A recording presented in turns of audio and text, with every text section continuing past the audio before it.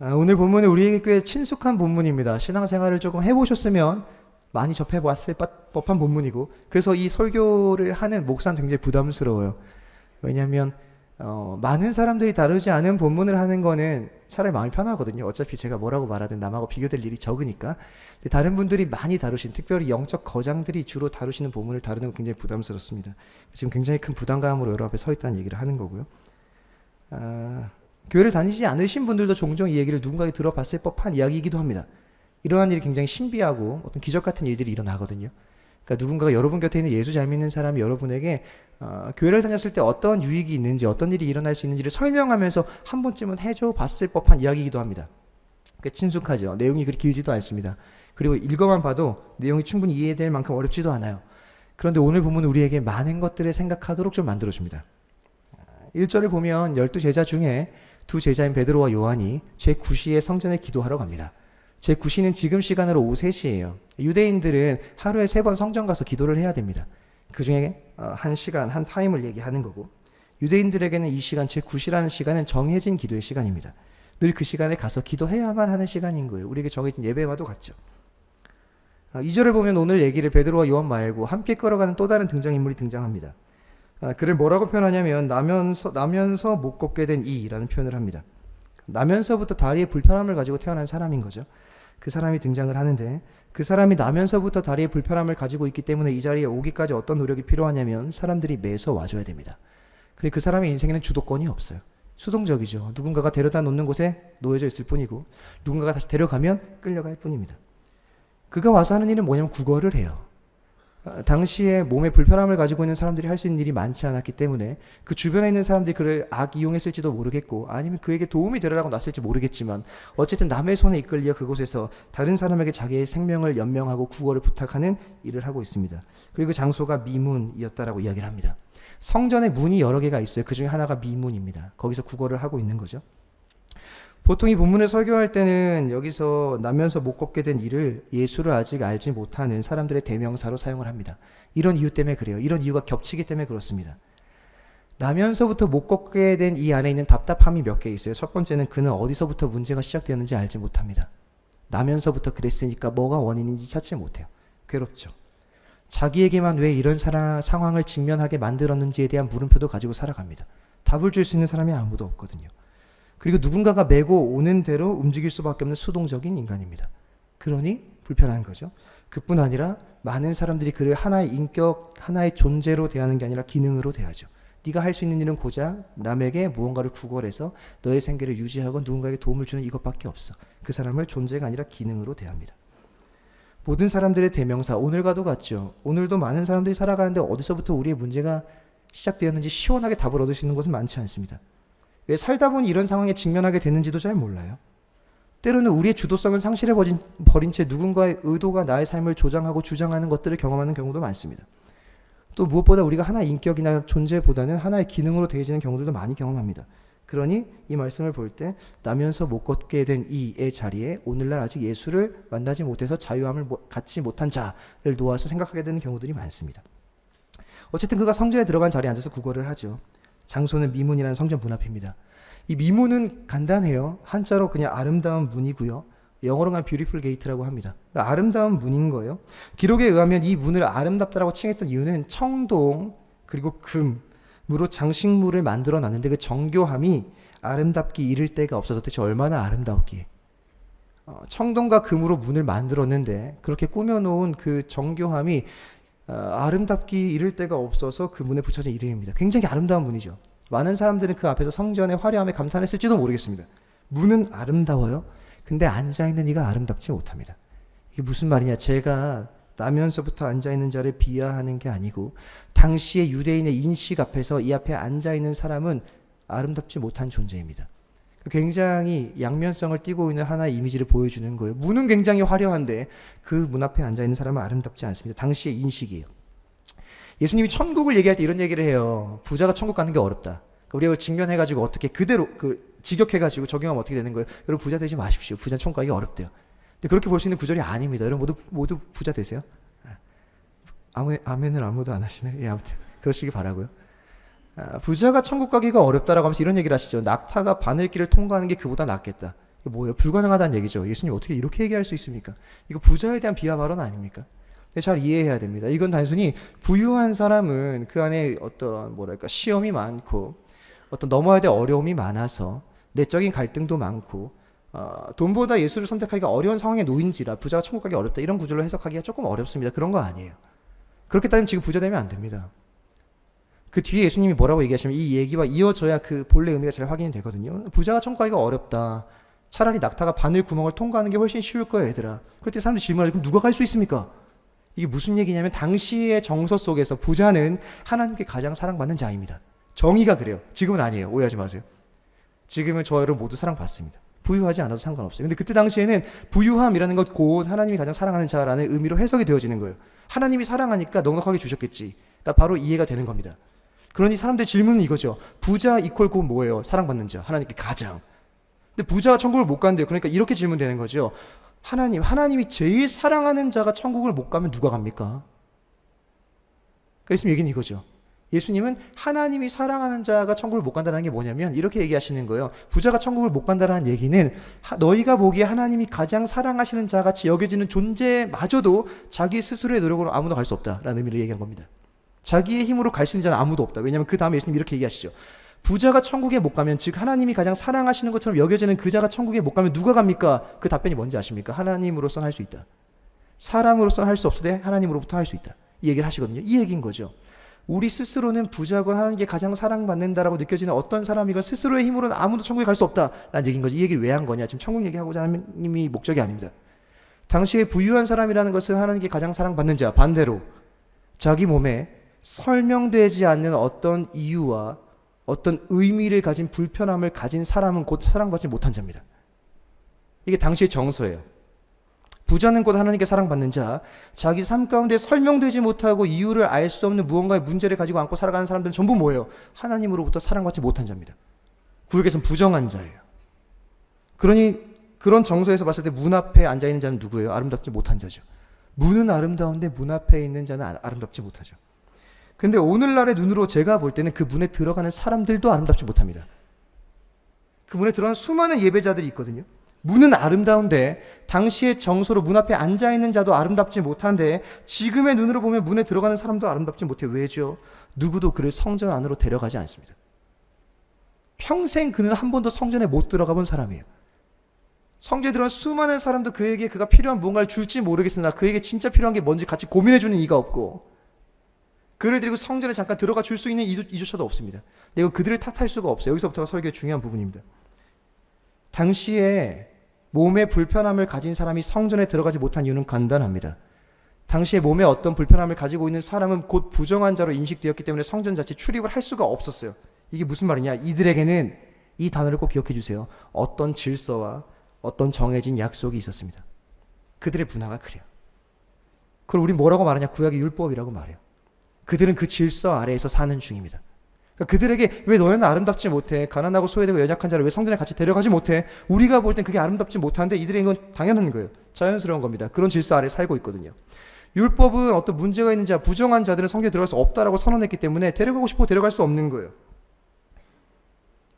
어떤 질서와 정해진 약속 아래에 살아가고 있기 때문에 장애가 있는 자는 들어가지 못합니다.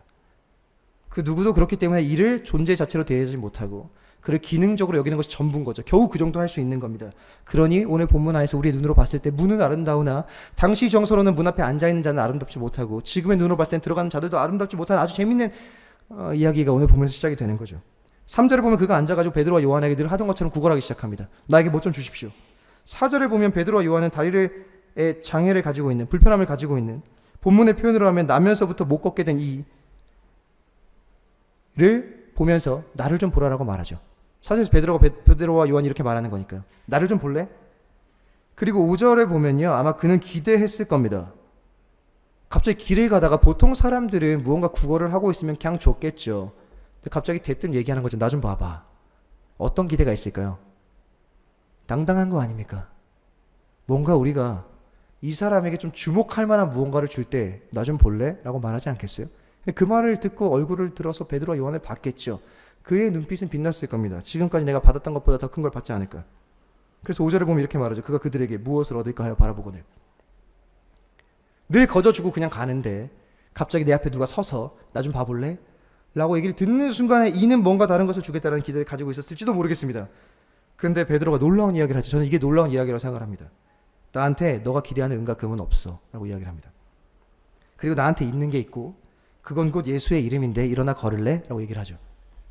너무 잘 알고 있죠. 그랬더니 걸어요. 저한테 놀라운 건 이겁니다. 예수의 이름을 줬더니 걸었더라. 이것보다 놀라운 건 뭐냐면 다른 사람이 원하는 게 무엇인지 분명하게 아는데 다른 것을 줄 수 있는 용기가 저한테 대단해 보였습니다. 나의 상대방이 원하는 게 뻔히 보여요. 이 사람 뭐가 자기가 원하고 있는 게 뭔지 전 정확하게 압니다. 근데 제가 다른 걸 줄 수 있다는 건 뭐냐면 제 안에 분명한 확신이 있어야 돼요. 무슨 확신이요? 너가 스스로 너에게 필요한 것을 여기는 것보다 내가 지금 주고자 하는 게 훨씬 더 필요한 거야 라는 그 사람의 생각보다 더 뛰어난 확신이 있어야 됩니다. 신앙생활 할 때 이걸 적용할 수 있는 건 예수밖에 없어요, 여러분. 아무데나 적용하시면 안 됩니다. 예를 들면 이런 거죠.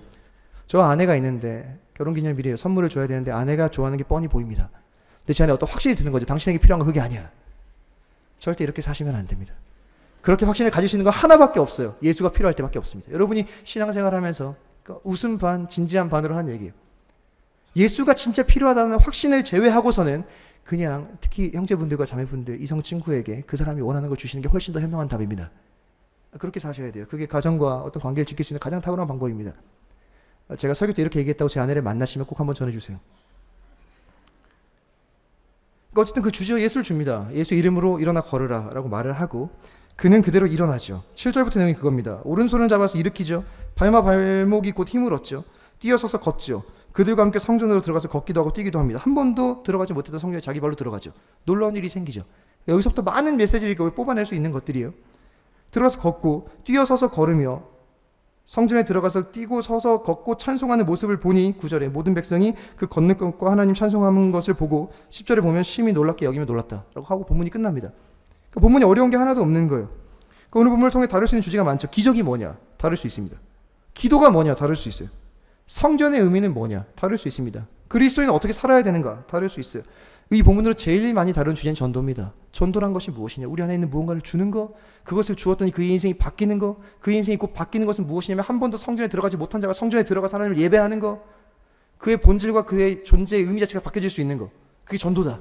가서 예수의 복음을 전해라. 꼭 그렇게 하십시오, 여러분. 이런 다양한 주제를 다룰 수 있습니다. 근데 오늘 제가 이야기하고자 하는 주제는 바로 이겁니다. 지금부터예요. 사도행전을 지금까지 봤죠. 지금까지 보면서 우리가 가지고 온 어떤 커다란 주제가 있습니다. 예수가 사도행전 시작하면서 꿈을 줘요. 그 꿈은 제자들이 가지고 있던 꿈과는 사뭇 달랐죠.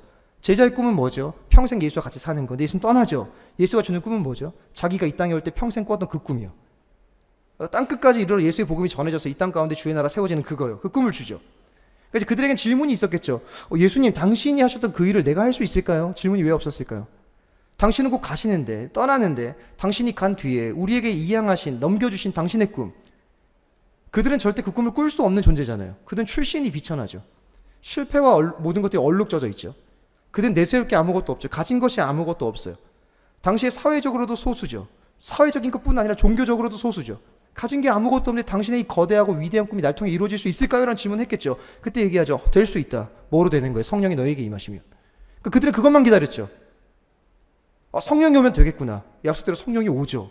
그럼 이제 이들은 뭐 하면 돼요? 이제 가면 됩니다. 자, 베드로, 나는 갈라디아로 갈게. 요한, 나는 빌립보로 가겠다. 목적을 정하고 떠나면 되는 거예요. 이제 가기만 하면 됩니다. 약속대로 성령이 왔으니까 그냥 가면 되는 거예요. 사명을 위해 살면 됩니다. 결연한 의지를 가지고 각오를 다지고 목적지를 향해 달려가면 됩니다. 할 일에 명확한데 그때 뭐가 생기는지 아십니까? 떠나면 그만인 건데 떠나지 않고 뭐가 생기냐면 갑자기 교회가 띡 생겨요. 이상한 거죠. 그들은 예수가 꿈을 줬고 그 꿈을 향해 살라고 했고 물음표, 그 꿈을 위해 살 수 있을까 물음표 앞에 성령이 오면 가능하다. 성령만을 구했고 성령이 왔어. 이제 가면 되는데 갑자기 멈춰 서더니 교회가 띡 생긴다고요. 그 다음 베드로가 갑자기 설교하기 시작을 하죠. 설교 한 편을 막 하니까 120명이었던 교회가 3,000명이 막 되죠. 이야기 역시 하나의 결론을 향해 다가가죠. 성령이 왔고 떠나면 되는데 교회가 생기고 120명 모였던 교회에 베드로가 설교를 하니 교회의 수가 늘어나기 시작하고 예수가 주신 꿈, 성령의 임재, 베드로의 설교의 결과, 그 모든 결과가 어디로 귀결되냐면 교회의 탄생으로 귀결되고 있는 중입니다. 2장까지 내용이 그래요. 여기서 결론을 내야 되죠. 하나님의 꿈을 향해 달려가기만 하면 되는데 갑자기 교회가 생긴다. 이건 어떤 얘기일까요? 하나님의 꿈을 이루기에 교회가 필요하다는 얘기입니다. 다르게 얘기하면 하나님은 앞으로 당신의 꿈을 교회를 통해 이루시겠다는 얘기예요. 그러니 사도행전의 결론은 뭡니까? 교회라는 공동체와 집단을 통해서 하나님의 꿈은 어떻게 이루어지는가, 그 역사가 사도행전이 되겠죠. 그러면서 여기서부터 뭘 보여줘야 되는 거냐면 이게 오늘 본문까지 이어져 온 내용입니다. 여기까지 알아요. 오늘 본문은 단순히 예수 이름으로 명하니까 앉은 자가 일어났다라는 것으로 본문을 끝내지 않을 수가 있어요. 여기까지 이해를 하셔야 됩니다. 이것 제대로 이해를 못하면 이렇게 되는 거죠. 나사렛 주 예수 그리스도 이름을 명하노니 내 안에 있는 악기는 떠나갈지어다. 이렇게 선포하는 기도로만 사용을 하게 될 겁니다. 내 안에 있는 병만은 사라질지어다. 물론 의미가 있어요. 예수 이름에 능력이 있으니까. 근데 오늘 본문은 그렇게만 보기에는 아쉬움이 굉장히 많습니다. 그래서 여기까지 이해를 해야 돼요. 지금까지 흐름은 교회가 생겼고 교회를 통해 하나님의 일을 하시겠다. 그럼 물음표죠. 교회가 뭔데? 가 2장부터 지금까지 내용입니다. 그래서 그 교회는 뭔데요? 이 세상에 원래 있던 집단과는 사뭇 다릅니까? 교회가 소망이고 교회를 통해 하나님 나라의 이야기들이 이루어질 수 있다라고 한다면 그 교회는 좀 다른가요? 그런 2장 말미에 교회가 다름을 보여주는 거죠. 그 교회가 다른 일을 막 하잖아요. 갑자기 가르침을 받고, 갑자기 교제하기 시작하고, 갑자기 떡을 떼기 시작하고, 오로지 기도에 힘쓰죠. 그들이 자기의 물건을 막 팔기 시작하고, 물건을 통용하기 시작합니다. 그걸 가지고 도덕적 교훈으로 우리가 이렇게 살아야 되겠다라고 가져가면 안 되는 거죠. 이건 두 번째 일인 거죠. 교회가 뭔데? 교회는 다른가? 교회는 다르다. 2장 말까지 교회의 내적인 무언가를 보여주는 겁니다. 교회 내적으로 어떠한가? 교회가 내적으로 어떤 형태를 가지는가? 말씀에 주목하는 교회, 서로 삶을 나누고 교제하는 교회, 떡을 떼며 예수를 기억하는 교회, 오로지 기도에 힘쓰는 교회, 자기의 물건을 팔고 남의 삶을 돌볼 수 있는 교회, 이게 교회다. 아, 교회는 다르구나. 그럼 그 교회는 이제 밖을 향해서 뭘 해줄 수 있는데? 그러니까 2장 마지막 절에 해야 될 질문입니다. 교회가 안으로 다른 건 알겠어요. 근데 그 교회가 밖으로 뭐 해줄 수 있어요? 그때 이 사건이 일어나죠. 이 사건은 그 질문에 대한 답입니다. 교회는 세상을 향해 뭘 해줄 수 있는데요? 그러니 본문을 주목할 때, 들어갈 때 가장 던져야 될 핵심적인 질문은 교회가 뭐냐라는 답변으로 본문을 봐야 되는 거예요. 교회는 무엇인가요? 라는 질문으로 본문을 살펴봐야 되는 거죠. 교회는 지금까지 이 일을 했습니다. 제가 예전에 얘기했었죠. 들은 사람은 있을지도, 기억하는 분이 계실지도 모르겠어요. 교회가 가르침을 받아요. 서로 삶을 나누고 교제를 합니다. 떡을 막 떼요. 오로지 기도에 힘쓰죠. 자기 삶이 자기만 돌보기에도 바쁜데 자기 것을 막 나누고 양보하고 팔아가지고 남에게 막 줘요. 그때 보여지는 게 뭡니까? 말씀을 들을 때 누가 생각나요? 예수가 생각나죠. 예수의 이름을 가지고 서로 교제할 때 누가 생각나요? 예수가 생각나죠. 떡을 뗄 때 누가 생각나요? 떡을 떼라고 명령하셨던 예수가 생각나죠. 오로지 기도할 때 누가 생각나요? 기도의 대상이 예수가 생각나죠. 자기만 돌보기에도 바쁜데 자기의 것을 나눠서 남을 도와줄 때 뭐가 생각나요? 나는 왜 이 일을 하고 있지? 아, 예수 때문에 그렇지. 예수가 생각나죠. 교회가 내적으로 하고 있는 모든 행위는 그 하나하나 행위에 의미가 있는 게 아닙니다. 그 모든 행위가 결국 뭐 하고 있는 중이에요? 예수를 주목하고 있는 중이에요. 말씀을 보며 예수를 주목하고, 삶을 나누며 결국 예수를 보고 있는 중이고, 자기의 것을 나누는 자는 나는 예수 때문에 나누는구나 예수를 발견하고, 이걸 받고 있는 자는 아, 예수가 있으니까 이게 내게 오는 거구나 예수를 발견하고, 오로지 기도하다 보니까 예수를 보게 되고, 결국 교회는 뭐 하고 있냐? 예수를 주목하는 중이죠. 외적으로 뭐 하는 거예요? 예수를 주목시켜 주는 중입니다. 이게 교회죠. 교회는 뭐냐라고 물었을 때 아까 질문에서 하나님이 교회를 통해 일하시는데 교회는 뭔데요? 안으로는 예수를 주목하는 교회야. 주목하는 자들이 교회야. 밖으로는요, 예수를 주목시켜 주는 자들이 교회야. 그러니 뭐 하는 거예요? 예수 이름을 주목시켜 주는 중인 거예요. 이게 본문에 대한 아주 기본적인 이해입니다. 그러니 결국 본문을 살펴볼 때 뭘 가지고 봐야 되냐? 교회는 대체 어떠해야 됩니까? 특별히 밖으로는 우리 무엇을 해줄 수 있는 겁니까? 우리가 산다라는 건 어떤 의미를 가지고 사는 겁니까? 교회인 나는, 우리 공동체는, 내 수는, 우리 청년 1부, 2부, 3부는, 우리 더 사랑의 교회는, 이 땅에 있는 모든 교회는 뭘 하며 사는 겁니까? 교회가 대체 뭐예요, 목사님? 이 질문을 가지고 본문을 들어가야 되는 거죠. 그래서 본문은 몇 가지 답을 줍니다. 교회는 뭐냐? 오늘 본문은 일어나는 사건을 첫 번째로 기도랑 연결지어요. 안 그래도 되는데. 1절 없어도 내용에 아무 문제가 없습니다. 근데 그 일이 일어난 시간이 제구시 기도 시간이라고 말해요. 아까 말씀드렸죠. 유대인들에게 정한 시간입니다. 그날도 어김없이 그들은 기도하러 가죠. 그리고 여기 어김없이 기도하는 그 시간에 하나님이 일하시죠. 복음서는 굉장히 특별한 많은 일들을 기도의 시간과 많이 연결짓습니다. 특별히 오늘 본문인 사도행전마저도 어떤 교회에 생겨나는 특별한 일들을 다 기도와 연결을 많이 지어요. 성령이 언제 옵니까? 다락방에 모여서 기도하던 중에 성령이 와요. 교회의 중요한 사건들은 다 기도와 연관이 있다라고 저자가 의도적으로 보여주는 거예요. 오늘 기적은 교회의 최초의 기적입니다. 교회라는 이름으로 일으키는 첫 번째 기적이에요. 성령이 오는 것도 기도 시간, 교회가 첫 번째 기적을 일으키는 것도 기도의 자리에서 일어나죠. 이것이 보여주는 것이 뭡니까? 본질을 보여주는 거죠. 교회는 뭡니까? 교회는 기도하는 자들이 교회입니다. 이걸 우리 삶을 점검해야 되겠죠. 교회는 모인 것도 교회고 나도 교회인데 나는 어떠해야 되는가? 기도하는 자들이 교회래요. 아, 기도해야 하는 거구나. 이렇게 결론 내는 것보다 훨씬 중요한 게 있어요. 우린 왜 기도하는 겁니까? 그러니까 훨씬 중요한 질문입니다. 이거 가지고 교회는 기도해야 되는 자들이군요. 기도하는 자들이 교회군요. 라고 마침표를 찍어도 되는데 그보다 훨씬 중요한 거는 우리 왜 기도해야 되는 건데 이 질문이 훨씬 중요하더라고요. 이 질문에 대한 답을 얻지 못하면 기도는 다 미신이고 기도는 다 부적이고 기도는 다 왜곡된 하나님을 향한 어떤 신앙의 모습으로 얼룩지고 변질되어져 볼 가능성이 훨씬 많기 때문에 그렇죠. 기도를 왜 해야 되는가? 우린 기도하는 이유가 다르잖아요. 제가 예전에 말씀드렸죠. 모든 종교는 기도한다고.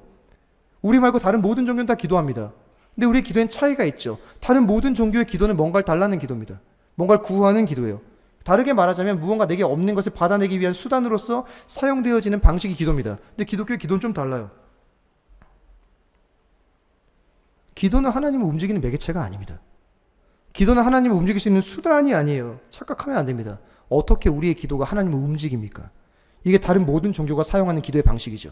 기도하면 들으시고 기도하면 하신다. 그러니 기도는 곧 뭐가 되는 거예요? 그분을 움직일 수 있는 어떤 도구와 수단이 되는 거죠. 그렇지 않습니다. 하나님이 기도를 통해 들으시는 이유, 뭔가 일하시는 이유는 간단합니다. 하나님이 그냥 그렇게 일하기로 결정했기 때문이에요. 하나님이 그냥 약속한 거예요. 기도해. 기도하면 내가 일할게. 방식을 정했을 뿐입니다. 기도 자체가 수단이나 능력이 있어서 기도 자체에 어떤 힘이 있어서 이 특별한 어떤 행동이 되기 때문에 이걸 통해 하나님이 움직여주는 게 아니라는 거예요. 하나님은 우리의 기도 같은 걸로 움직일 수 있는 분이 아닙니다. 어떻게 우리가 기도한다고 하나님을 움직일 수가 있어요? 그렇지 않죠. 하나님이 그냥 우리의 기도를 통해 움직여 주기로 처음부터 결정하셨기 때문에 그런 거예요. 그럼 또 질문해봐야 되죠. 그럼 하나님은 왜 하필이면 우리 기도로 움직여 주기로 결정하셨을까요?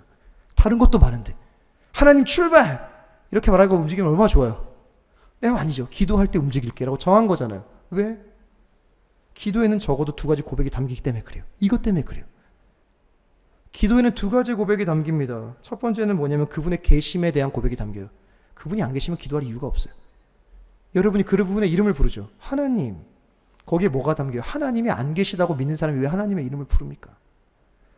여러분이 기도를 시작하는 순간 무조건 이 고백은 담깁니다. 하나님의 계심에 대한 고백이 담기죠. 두 번째 담기는 고백은 최소한 이것도 담겨요. 그분이 나 이상의 존재라는 고백도 담깁니다. 그러니 뭘 구하는 거 아닙니까? 그러니 나 이상의 존재라는 것이 담긴다는 것 곧 이겁니다. 나를 바르게 인식하고 있는 거고 그분을 바르게 인식하고 있는 거예요. 이 고백이 기도에 담깁니다. 그분이 계신다. 그리고 그분이 나 이상이다. 라는 것 곧 나는 누구인가. 그리고 나 이상의 그분은 누구인가. 라는 그분의 존재에 대한 확신과 그분의 존재에 대한 정의가 기도에는 무조건 내포될 수밖에 없죠. 이걸 우리가 뭐라고 말하는지 아십니까? 신앙 고백이라고 말해요. 그러니까 기도는 곧 뭐예요? 무언가를 받아내기 위한 수단이 아니라 그리스도인이 마땅히 하는 신앙 고백이 기도입니다. 기도를 착각하시면 안 돼요. 이거를 바르게 정의하지 못하는 순간 우리의 모든 기도는 다른 종교의 모든 기도와 다를 바가 하나도 없게 됩니다. 기도하고 빌고 물도 넣고 빌어서 뭔가를 받아내는 거 완전히 다르죠. 우리의 기도는 설령 그 결과가 주어지지 않아도 하는 겁니다. 왜요? 신앙 고백이니까요. 당신 거기에 계시죠. 그리고 당신은 나보다 위대한 존재이시죠. 난 당신의 피조물이죠. 당신은 나의 창조주죠. 나의 바른 인식과 당신에 대한 바른 신앙의 고백이 거기에 담기죠. 그러니 그 고백을 듣는 하나님이 어찌 안 움직이시겠어요? 기도 자체가 능력이 있는 게 아니죠. 기도에 담겨있는 신앙의 고백이 힘을 가지고 그 고백을 받으시는 하나님이 그걸 통해서 움직여주기로 약속하셨으니까 기도를 통해 하나님이 일하시는 거죠. 그러니 기도가 능력이 있다고 말하는 겁니다. 그리고 성경은 이 고백을 하고 있는, 이 신앙 고백의 기도를 하고 있는 자들을 신자라고 말하고, 사실 우리가 흔히 기도의 응답으로 바라는 수많은 내용들은 신자에게 이미 보장되어져 있는 것들 뿐입니다. 여러분들이 원하는 모든 것들은 원래 신자에겐 다 약속되어진 복의 내용들이에요. 단지 그냥 우리가 신앙 고백이라는 기도를 담아내서 드릴 때에 그 이미 내정되어 있고 약속되어 있는 복을 우리가 누리게 되는 것 뿐입니다. 그러니 기도가 조건이 돼서 하나님을 움직이는 게 아니라 기도에 담긴 신앙의 고백을 통해 하나님의 선하심을 그냥 맛보는 것 뿐이에요. 완전히 다른 표현입니다. 기도로 움직이는 게 아니라 기도라는 걸 통해서 그분이 이미 예정하시고 만들어 놓으시고 준비해 두신 것들을 내가 하나씩 맛보는 것 뿐이라고요. 그게 기도의 능력이죠. 기도는 신앙 고백 자체입니다. 그렇게 기도 없이 일어난 일들은 있을 수가 없고, 설령 기도 없이 무언가 좋은 일이 일어났다 하더라도 그건 은혜라고 말할 수도 없습니다. 아주 비참하고 슬픈 일이죠. 여러분이 기도하지 않았는데 뭔가 선한 일이 생겼어요. 그럼 우리는 경계하십시오. 여러분은 하나님 없이 사는 법을 배우고 있는 중입니다. 경계하셔야죠. 기도 없이 뭔가 선한 일이 계속 일어나요. 기도 안 해도 되네? 그건 좋은 일이 아니죠. 그리스도인에게 기도하지 않고 일어난 좋은 일이 어떻게 좋은 일입니까? 난 지금도 하나님 없이 뭔가 좋은 일이 생겨난 것들을 경험하고 있는 중인데. 그러니 기도 없이 일어난 모든 일은 다 선한 일이라고 볼 수 없다라고 제가 이야기 드린 겁니다. 이걸까지 점검해야 되겠죠. 여러분이 교회라면서요. 제가 교회라면서요. 우리가 교회라면서요. 교회라면 기도하는 자들이라면서요. 기도는 신앙을 담아서 드리는 거라면서요. 나의 기도는 어떠합니까?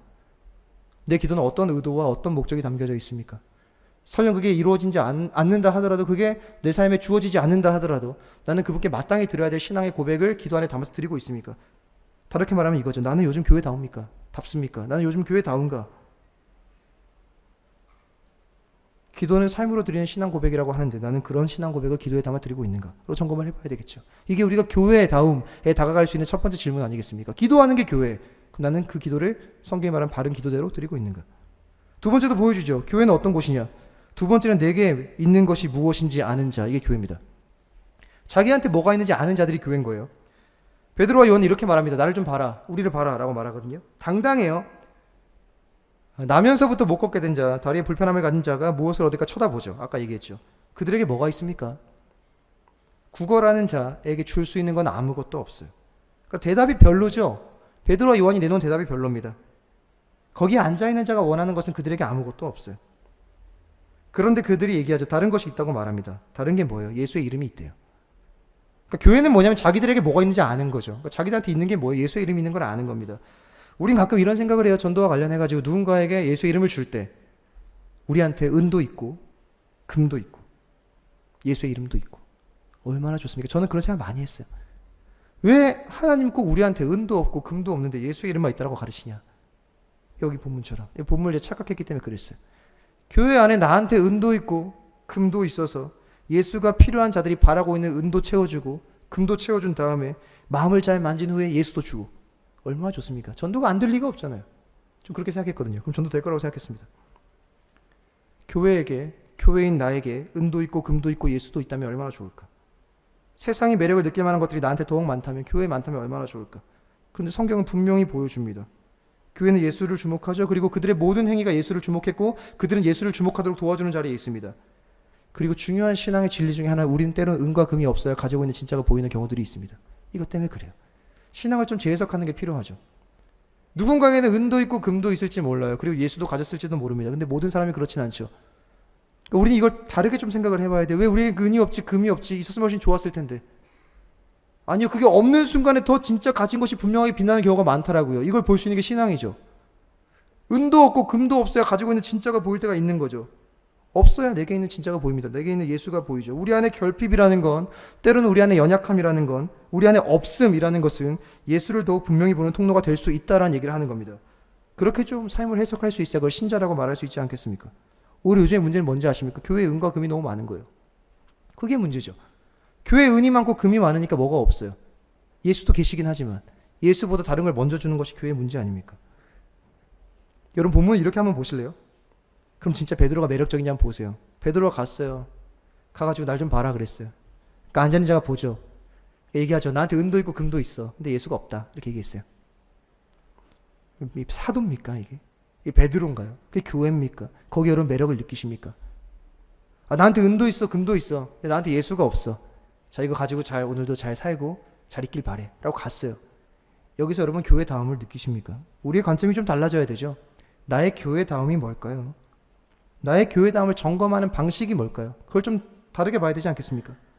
우리의 신앙은 때론 많이 포장되기도 합니다. 아까 얘기한 대로 은도 있고 금도 있으면 더 유익할 것 같으니까 어디에 힘을 쏟냐면 은도 금도 찾는 일에 힘을 많이 씁니다. 우리가 누군가에게 예수를 전하는 일에 있어서 은도 있고 금도 있고 그 외에 많은 것들이 있으면 예수를 전하는 데 도움이 되겠지. 물론 도움이 안 되는 거 아닙니다. 도움이 됩니다. 근데 그보다 진짜 있어야 될 게 예수인데 우리가 예수 외에 다른 것들을 채우다 보니 우리 안에 예수가 희미해지거나 사라지는 일들이 많죠. 은과 금을 가지는 일에 훨씬 더 열중하는 일들이 생각보다 우리의 인생과 교회 가운데 많이 발생한다는 겁니다. 그걸 우리가 잘 점검해 봐야 되겠죠. 나는 무엇이 있어야 된다고 자각하고 사는가? 나는 그리고 그걸 가지고 있는가?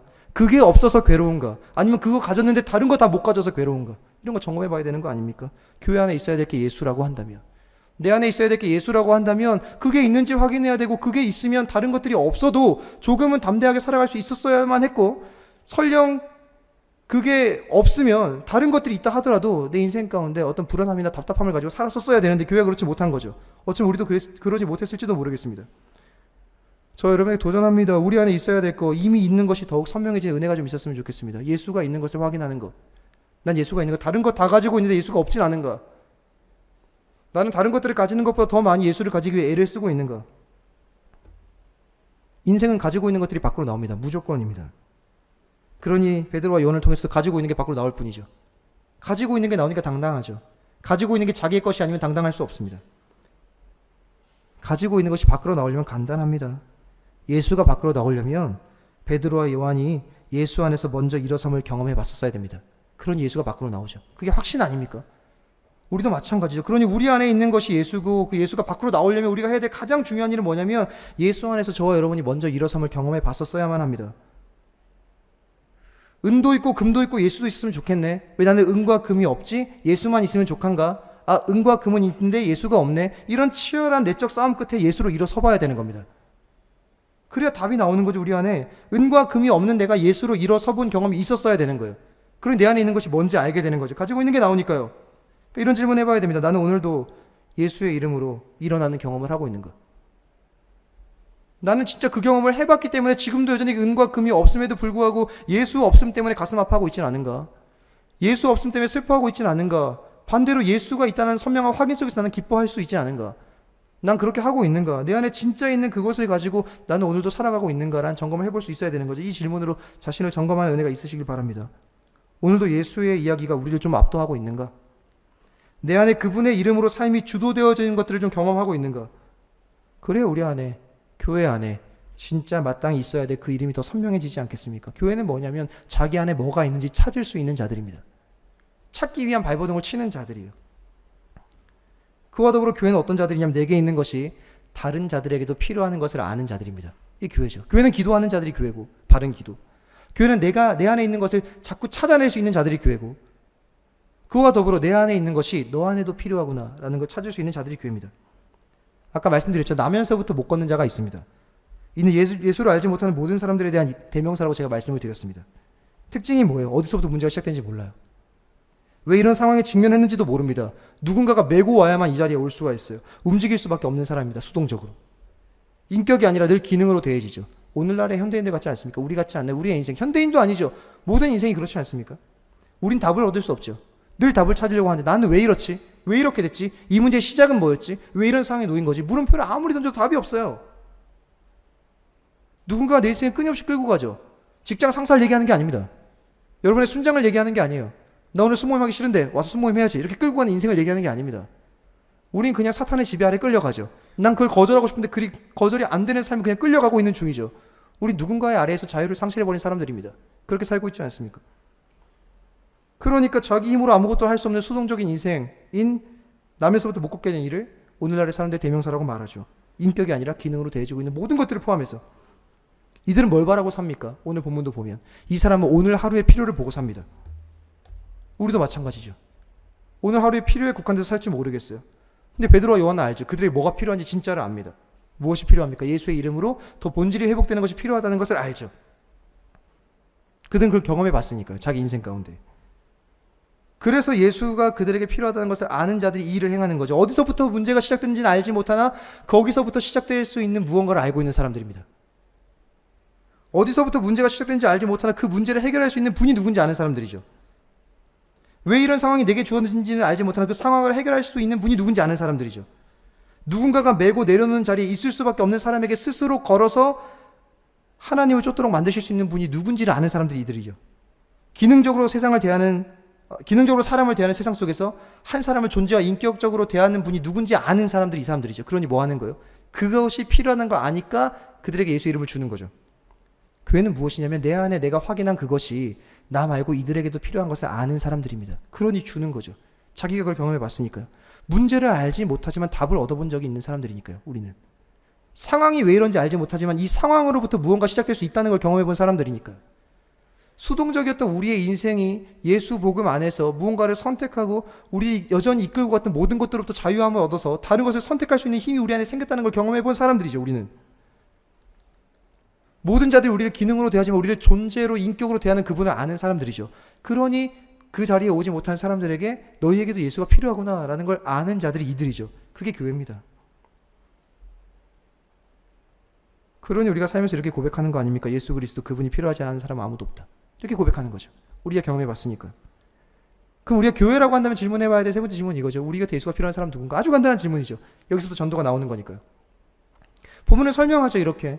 교회는 어떤 존재여야 하는가? 기도할 수 있는 존재, 기도는 뭐예요? 나의 신앙의 고백을 담아 그분께 드리는 신앙의 고백. 그 기도하고 있는가 점검해 보셔야 되고, 내 안에 있는 것이 무엇인지 계속 확인할 수 있는 자, 내 안에 있는 거 예수 그리스도. 그러니까 그걸 확인하려고 질문을 다르게 던져보는 자, 은이 있나? 금이 있나? 이런 질문 말고, 은을 어떻게 얻지? 금을 어떻게 얻지? 이런 질문 말고, 내 안에 예수가 있나? 나는 은과 금 없이도 오늘 예수 때문에 일어서 본 적이 있나? 난 오늘도 세상이 말하는 은과 금 하나 없는데 예수가 내 인생에 있다는 것 때문에 한 번 내 인생이 일어서 본 적이 있나? 그랬던 적이 분명히 있었는데 지금 왜 그러지 못하나? 이런 질문을 가지고 지금 나를 점검할 수 있는 사람들이 교회죠. 그리고 그걸 경험해 봤으니까 이 경험이 너에게도 필요하구나 라는 걸 알고 그들에게 그 이름을 줄 수 있는 게 교회죠. 결론이 뭡니까? 교회는 뭐예요? 교회는 이렇게 정의할 수 있습니다. 교회는 예수의 이름을 가졌고 예수의 이름의 능력을 아는 자들이 교회입니다. 이게 결론이에요. 교회가 뭡니까, 목사님? 교회는 예수의 이름을 가진 자죠. 그러니 기도하겠죠. 예수의 이름의 능력을 아는 자니까 그 이름을 줄 수 있겠죠. 예수를 가졌고 예수의 이름의 능력을 경험해봤으니까 자기 안에 그 예수의 이름이 계속 있는지 확인할 수 있는 자들이겠죠. 결론입니다. 교회는요, 예수의 이름을 가졌고 예수의 이름의 능력을 아는 자, 이게 교회입니다. 본문이 말하는 교회는 그거예요. 성도, 신자는 그래야만 합니다. 예수의 이름을 가졌어야 돼요. 그리고 예수의 이름의 능력을 알고 있어야 합니다.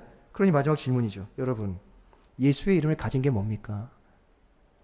이거 마지막으로 결론을 해결하지 못하면 오늘 본문 아까 처음 말했던 왜곡과 어떤 오해로 점철되고 끝날 겁니다.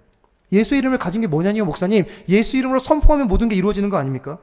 이렇게 가져가면 똑같은 거예요. 예수 이름으로 선포하니까 일어났잖아요. 불편함을 가진 자가 섰잖아요. 근데 그 이름 모든 시대에 보편적으로 일어날 수 있는 건 아니죠. 예수의 이름은 어떤 슈퍼파워 이런 거 아닙니다. 예수의 이름은 프리패스입니까? 예수의 이름은 뭐든지 가능한, 제가 갖고 싶은 뭐든지 가능한 어떤 한도 없는 카드. 저한테 없는 거. 그게 예수 이름입니까? 교회가 많은 것들을 이렇게 가르쳤거든요. 예수 안에 복이 있어요. 예수 안에 은혜가 있어요. 오면 많은 문제가 해결될 겁니다. 예수 안에 오시면 여러분들에게 갖고 있었던 모든 숙제가 다 해결될 거예요. 예수는 마치 한도 없는 카드와도 같습니다. 쓰고 싶을 때 꺼내서 마음껏 긁어 쓰십시오. 이게 예수의 이름입니까? 능력입니까? 어떤 힘입니까? 신비로운 어떤 능력이 예수의 이름입니까? 나사렛 예수 그리스도의 이름을 명하면 뭐든지 되는 거, 이게 능력입니까? 그게 예수의 이름일까요? 더 본질적인 의미가 있어야죠. 예수의 이름이 그렇게 전락돼 버린 것에 너무 가슴이 아픕니다. 그 예수의 이름을 가졌다라는 것, 진짜 가지고 오는 힘이 뭔지 모르는 시대에 대해서 가슴이 아파요. 그럼 우리가 더 본질적인 질문을 던져봐야 답을 얻을 거 아닙니까? 아까 제가 얘기했죠. 사도행전은 사복음서 이야기를 가져옵니다. 보세요. 이름이라는 건요, 이때 당시에 곧 존재 자체를 의미합니다. 여기까지 이해를 하셔야 예수의 이름의 능력을 우리가 이해할 수가 있어요. 우리가 지금 계약서를 쓰죠. 제가 정지수라는 이름을 씁니다. 이건 제 이름의 능력이 있어서 그 계약이 이행되는 게 아닙니다. 지금은 이름이라는 것은 약속, 신뢰 속에서 이루어지는 겁니다. 근데 이때 당시엔 그렇지 않아요. 왕의 인장을 찍잖아요. 왕의 공문에. 그게 힘을 갖는 이유는 그 이름 때문에 그래요. 이름은 곧 뭘 의미하니까? 존재 자체를 의미하니까요. 그 이름대로 이행되지 않는 것을 해결할 수 있는 능력이 그 존재에 있으니까요. 이때 당시 이름은요, 지금 쌍방간에 이름을 줬고 이름과 이름을 걸었으니 신뢰관계 속에서, 약속 속에서 뭔가를 하자라는 의미와는 좀 다릅니다. 당시의 이름은 존재 자체를 담고 있어요. 그러니까 예수의 이름의 능력이라는 건 예수 존재가 가져온 어떤 능력이라는 얘기입니다. 이렇게 이해하셔야 돼요. 그래야 모든 본문이 오해 없이 해결이 됩니다. 예수의 이름의 능력, 예수의 이름으로 선포하면 그 이름 자체에 능력이 있다, 이런 얘기가 아니고 예수 존재가 가져온 능력이 있다라는 얘기입니다. 예수가 이렇게 말하죠. 사복음서 핵심이 뭡니까? 예수가 이렇게 말합니다. 예수가 가져온 나라가 있다고 말해요. 이렇게 처음 말하잖아요. 예수가 공생애를 처음 시작하면서 이렇게 말하죠. 회개하라, 천국이 가까이 왔다. 이게 무슨 말이에요? 나의 존재로 말미암아 너희에게 새로운 나라가 왔다라는 뜻입니다. 회개하라, 하나님의 나라가 왔다. 내가 이곳에 옴으로 말미암아 내가 앞으로 너희에게 내 존재로 내가 하게 될 일로 말미암아 너희에게 새로운 나라가 도래했다라는 얘기입니다. 이게 예수의 선언이에요. 최초의 선언입니다. 이거 단순히 보세요. 회개하라, 천국이 왔다. 아, 우리가 회개하면 천국 갈 수 있겠네 라는 답이 아닙니다. 잘 들어보세요. 새로운 나라가 오면 이전의 나라는 무너집니다. 새로운 통치가 오면 이전의 통치는 의미가 없어요. 새로운 질서가 오면 다른 질서가 이전에 있던 질서는 그 새로운 질서에 덮이게 되어 있습니다. 약속한 땅인 가나안 땅이 오면 애굽은 무너지는 거예요. 회복될 나라 이야기가 오면 바벨론은 사라지는 겁니다. 새로운 질서가 오면 이전의 질서는 무너지는 거예요. 무너지고 새로운 것이 온다는 것은 무슨 의미입니까? 꼭 기억해 주십시오. 무너지고 새로운 것이 왔다. 새로운 나라가 왔다. 예수의 이름의 능력. 내가 나의 존재를 가지고 새로운 나라를 너희 가운데 가지고 왔다. 새 나라가 우리 가운데 왔다는 건 새로운 다스림이 왔다는 겁니다. 우리는 새로운 다스림 아래에 삽니다. 앞으로. 새로운 나라가 왔다는 건 새로운 질서가 왔다는 겁니다. 우린 다른 질서 아래에 살 수 있습니다. 새로운 나라가 왔다는 건 우린 다른 통치 아래에 살고 있다는 겁니다. 다른 통치의 영향을 받는다라는 거예요. 새로운 나라가 왔다는 건 우린 다른 법칙의 영향을 받는다라는 겁니다. 그러니 우리의 삶은 이전과는 전혀 다른 결과를 맞이할 수 있습니다. 새로운 나라가 왔잖아요. 새로운 다스림이 왔잖아요. 새로운 질서가 왔잖아요. 새로운 약속이 왔잖아요. 그럼 우리는 이전과는 전혀 다른 결과를 맛볼 수 있죠. 우리는 모든 것을 이전과는 다르게 바라볼 수 있습니다. 우리는 모든 것을 이전과 다르게 해석할 수 있어요. 우리는 그렇기 때문에 앞으로 모든 것을 이전과는 다르게 기대할 수 있습니다. 왜? 새로운 나라가 왔으니까요. 예수의 존재가 가져온 기적은 그겁니다. 예수가 이 땅 가운데 와서 자기의 존재를 가지고 이룬 유일한 일이 그거예요. 새 나라가 왔다. 추상적이라고 느끼지 마십시오. 새로운 나라가 온 게 뭔데요? 새로운 다스림이 왔다. 새로운 질서가 왔다. 새로운 통치가 왔다. 그게 뭔데요, 목사님? 새로운 다스림과 새로운 통치와 새로운 질서 안에 우리가 살고 있으니 우리는 이전과는 다른 결과를 맞이할 수 있게 될 겁니다. 왜? 새로운 다스림이 우리의 인생을 다스릴 거니까요. 그럼 우리는 모든 것을 다시 해석할 수 있는 겁니다. 새로운 다스림이 우리의 삶을 이끌어갈 거니까요. 그러니 우리는 앞으로 모든 것을 다르게 기대할 수 있을 겁니다. 왜? 새로운 다스림이 우리의 인생을 끌고 갈 거니까요. 이게 새로운 나라죠. 이게 새로운 다스림이죠. 이게 새로운 질서죠. 그 질서 아래 살고 있는 자가 가질 수 있는 기대가 이거 아닙니까? 그럼 보세요. 예수가 주구장창 외친 게 그거죠. 새 나라가 왔다. 새 질서가 왔다. 새 다스림이 왔다. 전혀 다른 삶이 펼쳐질 수 있을 거야. 너의 이전의 모든 것들은 앞으로 다른 것들로 다 이어질 수 있을 거야. 너의 삶을 다르게 바라볼 수 있을 거야. 너의 삶을 다르게 해석할 수 있을 거야. 너의 삶을 다르게 기대할 수 있을 거야. 그럼 무슨 일이 일어나야 됩니까? 앉은 자가 일어나야죠. 그래서 이 기적이 일어나야죠. 이 기적은 그냥 예수 이름으로 명했더니 불편함이 해결된 게 아니죠. 어떠한 질서 아래, 어떤 고정관념 아래, 자기 힘으로 도저히 해결할 수 없는 어떤 연약함 아래 있던 자에게 다른 나라가 도래했음을 눈으로 보여주는 게 기적이죠. 성경의 모든 기적은 그렇습니다. 복음이 뭐예요? 다른 나라의 이야기가 내 나라의 이야기를 덮는다는 게 복음이죠. 다른 나라의 다스림이 이 세상의 다스림을 뛰어넘어서 나를 주도할 수 있다는 게 복음이죠. 이게 구원이죠. 그러니 그게 눈으로 보여줘야 될 게 뭐예요? 그게 기적이죠. 그러니 그가 일어나죠. 여기에 마치 하나님이 이렇게 선언하는 거죠. 예수가 이렇게 선언하는 겁니다. 하나님은 나면서부터 앉아있는 자를 다른 관점으로 보고 있다는 걸 선언하는 거예요. 이게 다른 나라의 이야기죠. 이전의 질서, 이전의 다스림, 그 안에 갇혀있던 고정관념이 뭐예요? 왜 그런지 이유를 알지 못해요. 이게 원래 앉아있던 자의 세상입니다. 이유를 몰라요. 사람들이 말해요. 죄가 많아서 그렇대요. 넌 부정하대요. 날 때부터 부정했기 때문에 거기 머물러 앉아있는 게 겨우 네가 할 수 있는 전부래요. 원래 그런 거래요. 답이 없죠. 너가 할 수 있는 일이나 하래요. 이게 이 사람이 원래 살던 세상의 방식입니다. 고정관념이에요. 자기도 자기를 그렇게 봤을 거예요. 난 나면서부터 왜 이렇지? 나는 왜 이런 상황에 직면했지? 난 부정한가 진짜? 난 죄가 많아서 그런가? 난 할 수 있는 게 여기까지가 끝인가? 난 여기서 내가 할 수 있는 일만 해야 되나? 문 앞에 앉아 구걸이나 할 수 있는 너가 할 수 있는 최선이니까 그거나 해라. 그래, 난 그거나 해야 되겠다. 난 너를 기능으로 본다. 이게 세상이, 이 앉아있는 자의 세상이 앉아있는 자에게 한 말 아닙니까? 난 널 기능으로 본다. 근데 하나님의 나라가 와서 기존의 나라의 질서와 고정관념을 완전히 무너뜨리죠. 이렇게 말하는 거죠. 이제 너는 이전과 다른 질서 속에 산다. 이 앉아있는 자에게 하는 얘기죠. 전혀 다른 것이 너의 삶을 규정하게 될 거다. 너는 이제 전혀 다른 다스림 아래에서 너를 스스로 바라보게 될 거다. 너의 인생을 다시 시작하게 될 거다. 그게 뭔데요 대체? 그러니 넌 일어나게 될 거다. 그러니까 걸어야 되는 거 아닙니까?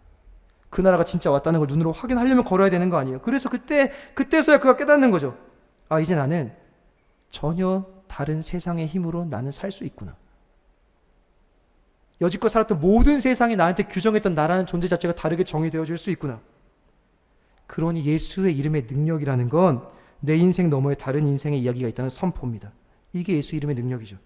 이제는 우리는 다른 것을 기대할 수가 있어요. 말씀을 좀 정리하겠습니다. 우린 다른 질서 속에 삽니다. 다른 법칙 속에 살죠. 그 말은 즉 우리의 기존의 죄된 본성과 세상의 가치가 담겨있는 세속적인 질서를 우린 거스를 수 있습니다. 거절 안 되던 것들을 거절할 수 있어요. 그게 새로운 나라에 살고 있는 우리가 가지고 있는 힘이죠. 이게 예수라는 존재가 가져온 힘이죠. 그게 예수 이름의 능력의 힘입니다. 그러니까 내 인생이 세상의 질서와 세상이 규정하는 것 안에서 결정되지 않음을 아니까 나의 한계에 다시 도전할 수 있죠. 여지껏 나를 규정하고 억압했던 고정관념이 나를 다스리는 게 아니라 새로운 나라의 질서가 완전히 나를 새롭게 규정하시는 하나님의 이야기가 나를 보고 있다라고 하니까 난 다시 시작할 수 있는 겁니다. 다시 한계에 도전할 수 있죠. 실패했어서 또 해도 괜찮죠. 다른 이들 안에 억압되어 있던 것들, 우리도 경험해봤으니까 다른 이들 안에 억압되어 있던 것들에게 그들이 원하는 게 내게 없어 난 당당히 선포할 수 있죠. 너한테 필요한 건 진짜 그거 아니다. 너가 여전히 갇혀있는 그 질서보다 더 뛰어난 질서가 너의 인생을 뒤덮고 휘감으면 너의 그것들은 굉장히 작은 문제가 될 것이다. 기꺼이 말할 수 있죠. 그런 예수 안으로 오라고 말할 수 있는 겁니다. 왜? 우리가 그걸 경험해 봤잖아요.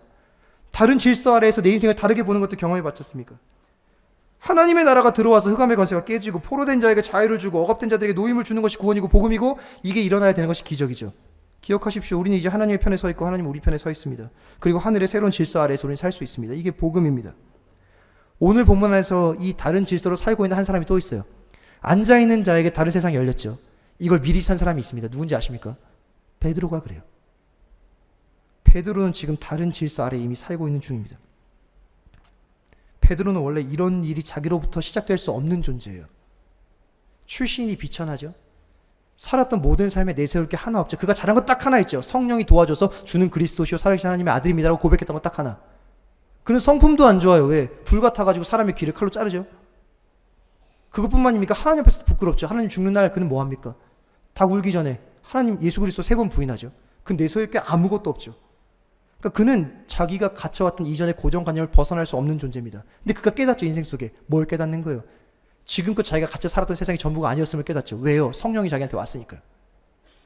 아무것도 없는 자가 설교를 할 때 3,000명이 회심하는 걸 눈으로 봤으니까요. 베드로가 잘난 게 아니라고 제가 말씀드렸죠. 베드로가 그 속에서 깨닫는 거죠. 난 다른 질서 안에 살고 있구나. 나는 사랑과 은혜가 지배하는 다른 다스림 안에 살고 있구나. 나의 지난날의 흔적이 나의 앞으로의 미래를 결정하지 않는다라는 다른 이야기 속에 살고 있구나. 그래, 나를 통해 하나님의 일들은 분명 이루어질 수 있는 거구나. 그걸 자기가 먼저 경험을 했어요. 그러니까 가서 뭐 하는 거예요? 나 이거 경험해 봤는데 너도 그거 할 수 있어. 앉아있는 자에게 그러니 말하는 거 아닙니까? 예수 그리스도의 이름의 능력을 그는 알고 있으니까요. 그게 어떤 명령을 통해 일어날 수 있는 일이 아니라 예수의 존재가 가져온 하나님 나라의 이야기가 내 사소하고 작은 나라 이야기를 다 뛰어넘는다는 걸 경험해 봤으니까요. 그러니 그 일을 하는 거 아닙니까? 여러분, 이 일을 기대하십시오. 이가 우리가 기대해야 되는 거죠. 그러니 예수의 이름을 가졌다는 말은, 예수의 이름이 내 것이라는 말은 꼭 기억해 주십시오. 예수의 능력이 이미 나의 것이 되었다라는 말은 결국 나의 지나온 모든 시절과 오늘의 나와 앞으로의 모든 미래까지 하나님의 그 나라와 하늘의 질서와 하늘의 다스림 아래에 있다는 말이고, 내 모든 시간들이 하나님 나라의 새로운 질서와 그분의 다스림 아래에 있다라는 그 말은, 그렇기 때문에 나의 모든 시간들과 평생의 삶이 앞으로도 여전히 내가 가진 것들로만 결정이 되지 않는다는 선언이고, 그러니 우리의 삶을 다시 해석하라는 간곡한 예수 그리스도의 외침이며 다시 시작해도 된다라는 따뜻한 선언이고, 미문 앞에 더 이상 좌절하며 앉아있지 말라는 그분의 따뜻한 부르심입니다. 이게 예수 이름의 능력이죠. 그 결과를 보여주기 위해서 누구도 해석해낼 수 없었던 나면서부터 앉아있던 사람은 다시 일어나야만 하는 겁니다. 이 이야기가 예수 안에서 우리의 것이 됐죠. 이게 사도행전이 지금까지 계속적으로 외쳐왔던 이야기의 결론입니다. 사랑하는 청년 여러분, 성도 여러분, 신앙의 동역자 여러분, 이 모든 일들이 일상 가운데 이루어져요. 이게 본문의 결론이죠. 베드로는 일상적으로 기도하러 갑니다. 그 일상이 어떤 한때의 예수의 이름의 능력을 만나니까 전혀 다른 일들로 펼쳐지죠. 지극히 익숙한 일상 속에서 일어나는 일들입니다. 예수 그리스도 이야기에 여러분의 인생을 많이 노출하십시오. 매일 그러십시오. 거기서부터 예수의 이름의 능력을 경험해야만 합니다. 그래야 다시 살 힘이 생기겠죠. 다른 나라 이야기가 여러분의 이야기를 압도할 테니까요. 다시 선포할 힘도 거기서부터 생기겠죠. 매일이 예수 이름의 능력 때문에 내 삶이 다시 되어져야만 여러분은 예수의 이름의 능력으로 살고 있는 중이 되는 겁니다. 다른 질서 아래에 살고 있으니 다른 거 할 수 있는 시간에 예수에 대한 신앙 고백으로 다시 기도할 수 있는 거 아니겠습니까? 다른 질서 아래에 살고 있으니 다른 이들의 삶에도 그 자유를 선포할 수 있는 거 아니겠습니까? 예수의 이름의 능력을 가졌으니 새로운 질서 아래에서 살고 있으므로 자신을 다시 해석할 수 있는 것 아니겠습니까? 이것이 우리 가운데 잘 이루어짐으로 말미암아 지극히 단순하고 반복적인 정해진 시간에 성전을 향해 올라가는 우리의 시간들이, 우리의 일상들이 예수의 이름의 능력이 드러나는 예수의 시간이 되어지는 하루와 한 주와 평생의 삶이 되시기를 간절히 소망합니다. 우리 함께 찬양합시다. 찬양하고 기도의 자리로 나아갑시다. 우리 좀 생각해 봤으면 좋겠어요. 예수의 이름의 능력, 이거 한도 없는 카드가 아니라고 말씀드렸습니다. 무엇이든 이루어질 수 있는 어떤 신비로운 힘이 아니라고 말씀을 드렸어요. 예수 이름의 능력이라는 건 예수의 존재가 우리 가운데 이미 이루어 놓은 사실입니다. 그분의 나라가 왔고 우리는 그분의 나라의 질서 아래에서 새롭게 우리 인생을 볼 수 있죠. 그게 능력이죠. 그러니 그 나라의 질서 아래 살고 있는 우리에게 성경이 말하는 모든 기적 같은 일들은 다 일어날 수밖에 없는 겁니다. 그게 그분의 다스림이니까요. 이 마음 가지고 우리 찬양합시다. 처음 고백했던 찬양 다시 고백하며 나아갑시다. 슬픈 마음 있는 자, 슬픈 마음 있는 자, 몸과 영혼 병든 자, 누구든지 부르시오. 예수 이름 부르시오. 그 이름을 믿는 자, 그 이름을 부르는 자, 그가 어떤 사람이든 그는 예수 예수 예수 예수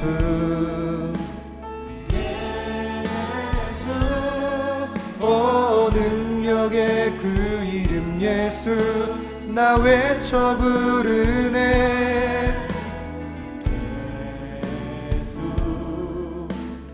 예수 오 구원의 그 이름 예수 나 외쳐 부르네 예수 그리스도. 우리 함께 2절로 고백합시다. 은과 금 내게 없으나 은과 금 내게 없으나 나 가진 건 너에게 주니 너의 이름 예수라 그 이름을 부르시오. 그 이름을 믿는 자 그가 어떤 사람이든 우리 인생 가운데 더 커다란 이야기를 마주하게 될 줄 믿습니다. 그 일을 이루신 주님을 찬양하며 나아갑니다. 예수 예수 예수 예수 오 능력의 그 이름 예수 나 외쳐 부르네 예수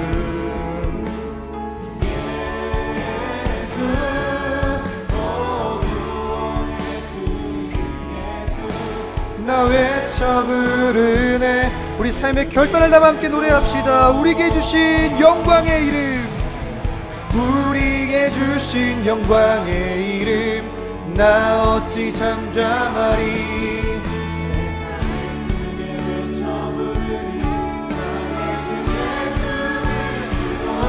함께 고백합시다. 예수 예수 예수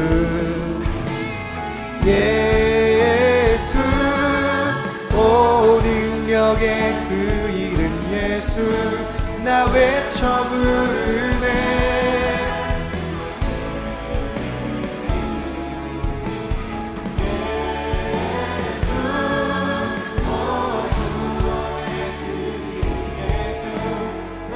우리 함께 세상의 소망 되신 이름을 노래하며 나아갑시다. 예수의 이름은 예수 그 이름이 능력의 이름인 줄 믿습니다.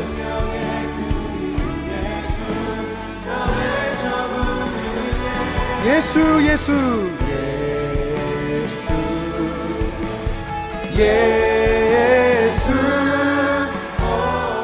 구원의 그 이름 예수 나 외쳐 부르네 예수 그리스도 예수의 이름은 예수의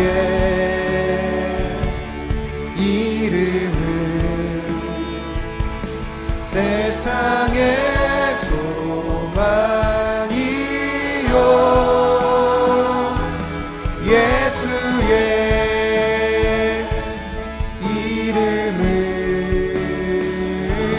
천국의 기쁨일세 예수의 이름은 예수의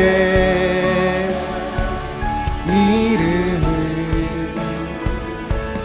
세상의 소망이요 예수의 이름은 천국의